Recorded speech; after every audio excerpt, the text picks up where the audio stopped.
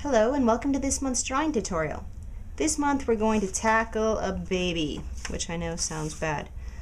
We're going to draw this baby. Our goal for this month is going to be drawing a baby that doesn't look like an alien. So let me take you step by step. You're going to have this exact same reference material to work from, and you can feel free to draw along with me or to practice at your home studio after watching the tutorial. So let's get started. Now you can see that I framed in the picture, and that's because the beginning picture had a lot of distracting junk in the background that I don't need to draw.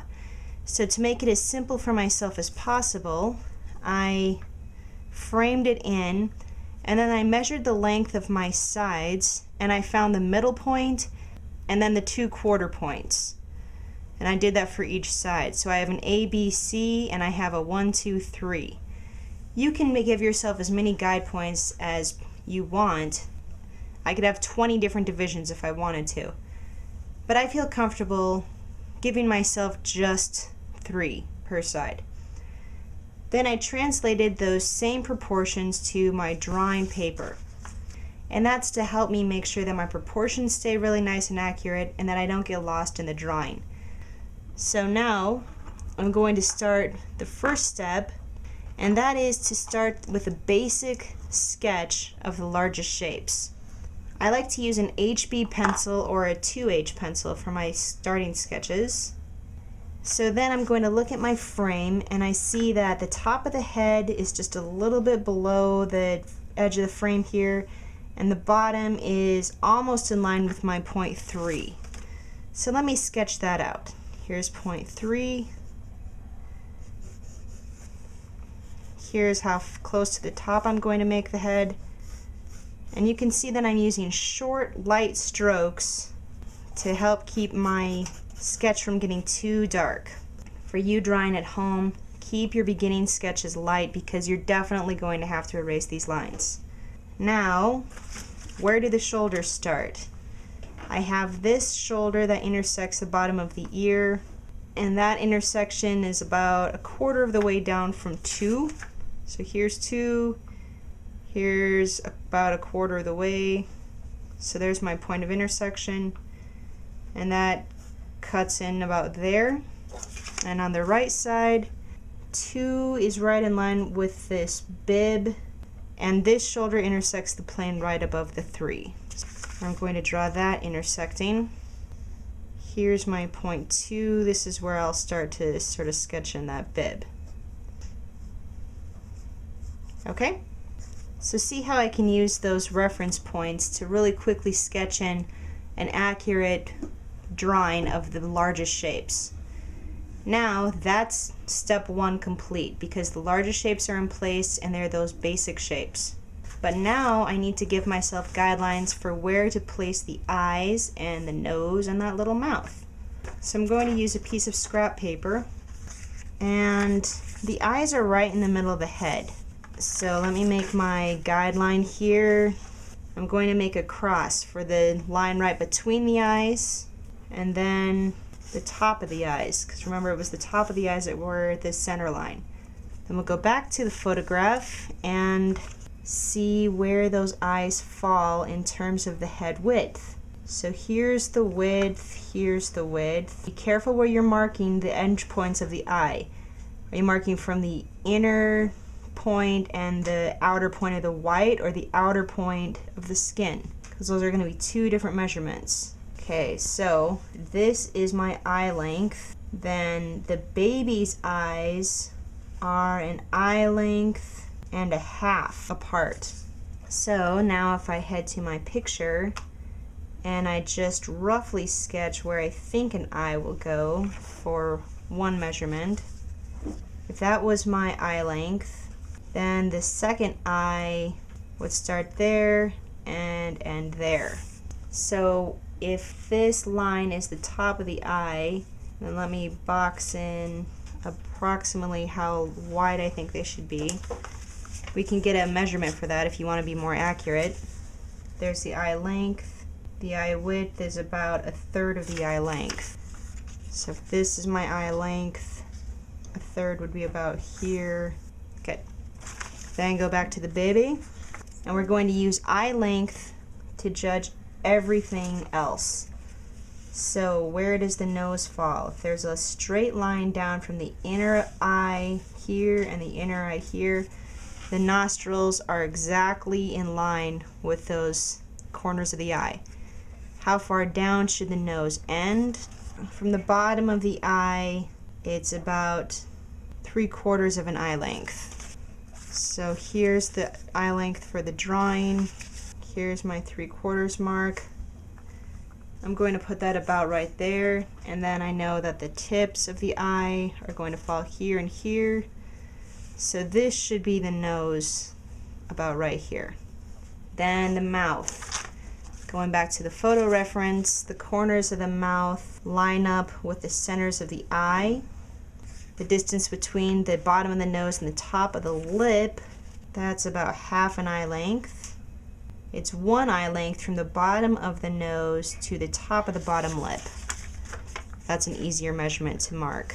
So there's an eye length. So I know this is the top of the bottom lip, so here's the bottom lip. Here's the center of the eye, center of the eye. So I know that the mouth is going to be somewhere in this vicinity. Okay, so notice how we have just blocks showing me approximately where the features go on the head. I'm going to draw the features inside of those blocks. So here's one eye. I'm just going to sketch it inside the box. Here's the other eye. Make sure that those corners line up so you don't have one corner starting up here and the other one down there. Then if this is the outside of the nostril and this is the outside of the nostril, I can draw the nose about here. And then here's the bottom lip, and the top lip is just really skinny on this particular baby, and it goes about like here. Oh, see, now it looks more like a baby already. Now I just need a little mark for the chin. Beep. There's the fat little neck. Let me just draw some little irises in there. And there is the sketch of the baby with the features in place. The eyebrows are going to go about here and about here. And then the hair curls down there. So now I've got a sketch for about where the hairline goes, and now all of the features are placed. So that is the end of step 2. Step 3 is cleanup. Use a kneaded eraser, and once you erase, you'll be able to see what the face looks like without any of those excess lines, and it will be easier to see if you need to make adjustments in the features, which incidentally you definitely will.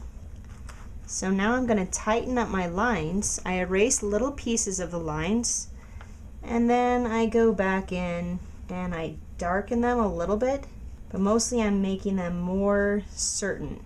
So I want to finish this phase by having just one line represent the shapes, and I still want to keep them light, but I want them to be more accurate. And this is when I want you to spend the most time on your drawing, right here when you're cleaning it up, because if you make a mistake, this is the phase where you're going to see them come through, and this is the phase where they're going to be most easy to correct. So keep that in mind and be very, very picky and very patient with yourself in this cleaning up the sketch phase. I'm going to sketch the iris and sketch the pupil within the iris. Don't move forward until you're certain that all those shapes are correct. Let me take a little bit of time off camera and straighten up my shapes, doing exactly what I want you to do. Then I'll come back and we'll start the shading process together. When your line drawing is this complete and you're certain that all of the features are in the right place, they're the right size, and they look correct, then you can move forward to shading. I always begin shading with a 2H pencil, and I shade over all of the skin tone first just to establish a base tone for the flesh. So shade back and forth using the pencil on the side, and start up above the hairline so that there's not a break between the hair and the skin. Cover the entire face this way. Now I have a base tone but it's all rough and ragged. So the second step is to use a tissue or a chamois cloth wrapped around my finger and blend that all smooth. And I'll use circle strokes like this, and I'm blending those strokes together, making a nice smooth undertone for all of the skin tones and all of the shadows that are going to go on top. There's the base tone. It's really nice and light, but it's uniform and even, and it's going to be easier to develop our shadows realistically on top of a base tone. Next, get a clean piece of scrap paper and darken up some of those feature lines if you need to. You don't want to emphasize lines in your portraits. You want to make the appearance of lines based on contrasts in shadow and tone. But that's not to say that I can do that very accurately if I don't know where my features lie at all. So I'm going to go back in and re-indicate some of these dimple lines and little things that got washed away in that step. Now I'll keep my H pencil. I'm going to go in and establish some of the darker shadows in the eyes and in the darkest parts of the face. The tone will change the appearance of the shapes, so it's important to get some tone in place before you've gone very far in the shading process. If you need to make changes, then you can still do it. Okay, there's some tone in the eyes. So in this first step of refining, I am reshaping the shapes of the features by using a little bit more intense darks. But you want to work up the entire portrait together, so you don't finish up the eyes completely and then decide to move down to the nose and so on. So without blending the eyes, I'm going to move down and do some similar work in the nose. Just darken up the under nostril area, and then I'll darken up some of the lines of the mouth here. See how I have uneven lines, so they're darker in places and lighter in places. Lines like that are going to be easier to blend in as opposed to lines that are uniformly dark and look like a coloring book. So you see how I bounce from place to place in the photograph, darkening up some shadows and darkening up some of the lines so I can see how the picture looks together when it's finished to this stage of completion. If it still looks good, then I can darken up even more. I'll add the eyebrows, and then I can go up into the hair a little bit here and just start to describe the pattern of the hair growth. So her hair is growing forward and then down on the sides. Then take a small tortillon or stomp, and you can go back and darken the shadows in the iris. And then also start to put some tone down just with the stomp alone in those more delicate areas like the nose. That way you don't have to run the risk of being too heavy-handed with your pencil. And if you need to, you can strengthen the highlight with a kneaded eraser after there's some tone in place. I can do that same sort of work in the bridge of the nose, because on a baby that's going to be really subtle, and you see how I can quickly establish those more nuanced shadows. I'm not wiping over everything the same though, because there are highlights on the lips and on the nose, and you don't want it to look too smeary. So again, go ahead and establish the tone with the stomp, then use a pencil to pick out some of the details in the lips, like the cracks in the skin, and a kneaded eraser to pick out a highlight. 1, 2, 3. Tone, line, highlights. And that is the whole process of shading. In the mouth, here's the tongue. I'll lay down a base tone with the tortillon. Then I'm going to darken it up a little bit with my pencil. Strengthen the dark shadows in the corner of the mouth.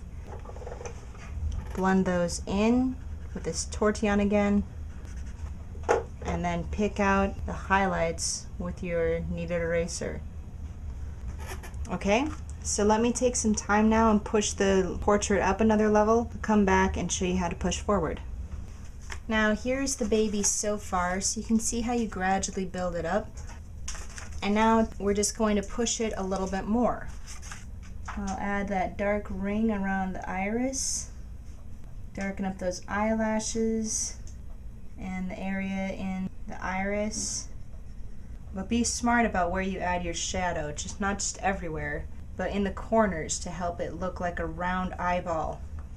Now in the hair, I did a little bit of shading, but I'm going to use a pencil on the side here and add some tone in a broader shape to darken up this area here and to darken up the back of the head, which will help the head to look round again.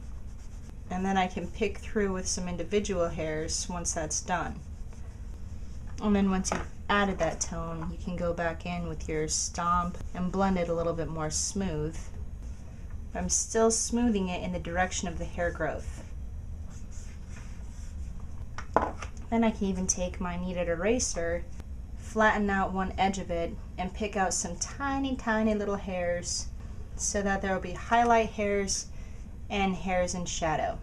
I'm going to do that same sort of work all over the face. I'm going in with a 4B. I'm darkening up all of those darkest shapes. And I'm kind of moving past the point of no return as far as being able to make a lot of changes. And once you start adding these sorts of details, you're really pressing into the paper hard and you're really adding a lot of tone. And so it's going to be a lot harder to erase. If you're finding that your portraits are coming out flat, then you're probably not punching up your darks enough. I'm going to go off camera and finish up the face doing that work, then I'll come back to show you how to quickly lay in the clothes and we'll be done. Here's the baby's face after I've done a little bit more rendering. So now let's move down and add a little bit of shading to the bib and the shirt and we'll be done. This is a little tricky because the blue and the red are going to translate to about the same tone in black and white. So I'm going to cheat just a bit and make the bib lighter than the shirt. So start here by redefining some of the shapes on the clothes, and then at the same time I'll start adding some tone. And this is sort of the refine and clean up process together, because as I refine the lines I'm going to clean up the ones that I don't want. So the main trick is going to be to add the shading without disrupting the face. So I'm just carefully going right up to the face and then I'll blend my way out like this. And you need to go one direction. I can't just start going this way around the face and then a different way, otherwise it's not going to blend evenly. But what I can do is I can turn my paper to make it a little bit easier to go the same direction.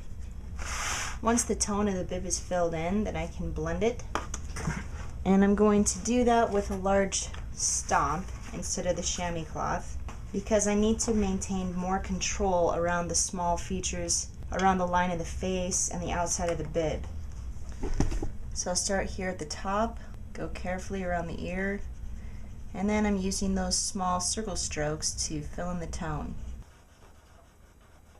Now, when the tone is smooth, I can go back and re-emphasize some of these wrinkle lines. So I'll use my 4B pencil and I'm just going to darken up some wrinkles. And if need be, I can also strengthen the line that divides the bib from the chin. But you have to be careful because you don't want it to look like the baby is a cartoon floating head. So what I'm going to do to avoid that is strengthen the line and then use a small stomp and carefully blend out one side so that you still have a strong division but you don't have a strong line. Then I'm going to use that exact same process to add some tone to the shirt. So go with an H, protect the bib, and add tone in the shirt.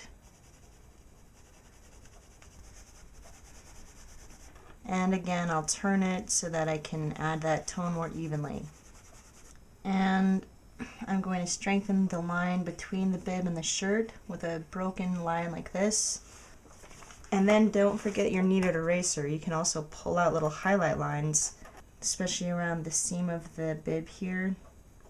Then blend the shirt smooth. And then once you have that initial pass smoothed, you can go back and add some more nuances to the clothes, some shadows and wrinkles. See, here you can see that process. I'm just adding some wrinkles. And doing some more work in the bib to add some wrinkles there too. And then, of course, go back and blend those new wrinkles a little bit smooth. These two tones are a little bit too similar, and so I might go back later after I've had time to let the portrait rest, and I might darken up one or the other. But I'm satisfied now that this is a finished piece. There's the bottom, and there's the top. And that is how you draw a baby. You just start the same way with those large shapes.